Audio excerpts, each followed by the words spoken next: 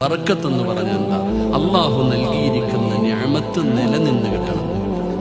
ആരോഗ്യമാണെങ്കിലും സമ്പത്താണെങ്കിലും ജോലിയാണെങ്കിലും എന്തുമാകട്ടെ, അള്ളാഹു നൽകിയ നിഅമത്ത് മരിക്കുന്ന കാലം വരെ നിലനിന്ന് കിട്ടണം. അള്ളാഹു നിലനിർത്തി തരുമാറാകട്ടെ.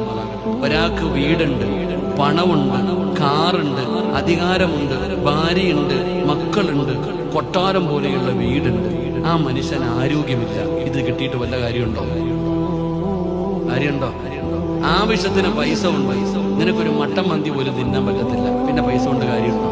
അള്ളാഹു തന്നത് നിലനിന്ന് കിട്ടണം. അള്ളാഹു നിലനിർത്തി തരുമാറാകട്ടെ. അള്ളാഹു നിലനിർത്തി തരുമാറാകട്ടെ. നിലനിൽക്കാനുള്ള ഒരു വഴി പറഞ്ഞു തരട്ടെ. നിനക്ക് അള്ളാഹു നൽകിയ നിഅമത്തുകൾ മുഴുവനും മരിക്കുന്ന കാലം വരെ നിലനിൽക്കാനുള്ള ഒരു വഴി പറഞ്ഞു തരട്ടെ. സൂറത്തുൽ കഹ്ഫിനകത്ത് അള്ളാഹു 2 ചെറുപ്പക്കാരുടെ കഥ പറയുന്നുണ്ട്. 2 കൂട്ടുകാരുടെ ചരിത്രം പറയുന്നുണ്ട്. ഒരു കൂട്ടുകാരൻ തന്റെ കൃഷിയിടങ്ങൾ മുഴുവനും നശിച്ചുപോയി.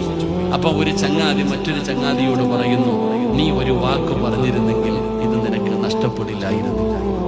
നീ ഒരേ ഒരു കാര്യം നീ പറഞ്ഞിരുന്നെങ്കിൽ നിനക്കിത് നഷ്ടപ്പെടില്ലായിരുന്നു. ഹദീസിന്റെ ഗ്രന്ഥങ്ങൾ എടുത്തു നോക്ക് എന്റെ പ്രിയപ്പെട്ട സഹോദരങ്ങളെ. മാഷാ അല്ലാഹ്, ലാ ഖുവത ഇല്ലാ ബില്ലാഹ്. ഈ ദിക്ർ നിങ്ങൾ നിത്യമാക്കുക. അള്ളാഹു ചെയ്ത നിഅമത്തുകൾ നിലനിന്ന് കിട്ടും. അള്ളാഹു മുഖ്യമാന്തരുമാറാകട്ടെ.